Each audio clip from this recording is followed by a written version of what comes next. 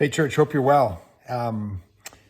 It's Casual Friday. I'm often dressed very casually in these Friday house-to-house videos because Fridays is my chore day at home, and I'm dressed casually, so I hope that's okay.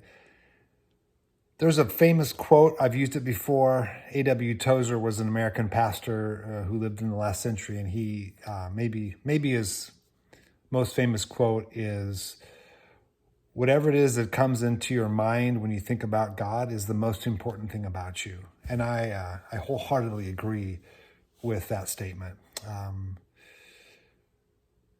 We would all do well to really carefully consider what comes into our minds when we think about God, about who God is, what God is like.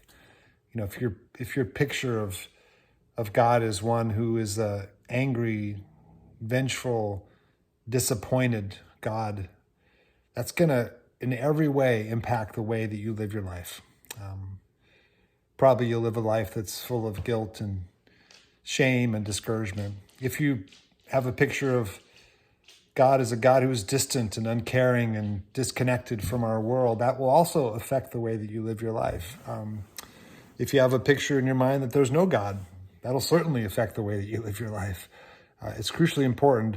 At the risk of heresy and in trying to improve on Tozer's statement, I would add this: what comes into your mind when you think about Jesus is probably the most important thing about you. And I substitute Jesus for God because I believe that the best picture we have ever been given and will ever be given of what God is like is in the person of Jesus Christ.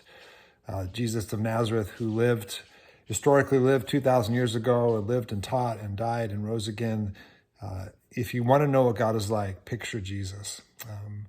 And so this Sunday, as we work our way through Colossians, we are coming to what might be one of the most beautiful and brilliant and profound and mysterious passages of Scripture about the person and work of Jesus Christ that is in the entire New Testament.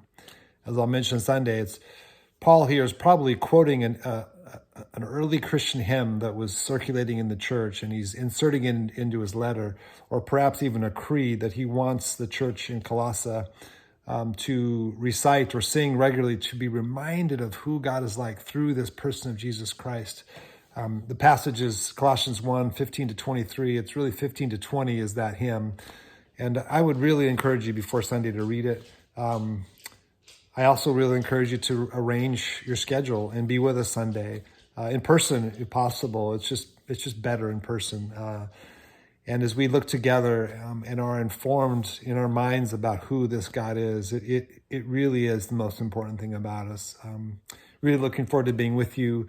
In the meantime, wherever you are, whatever you're doing this weekend, I pray that you would sense the love of God as your Father, the grace of Christ, his Son, and the presence, the fellowship of the Spirit with you. Peace.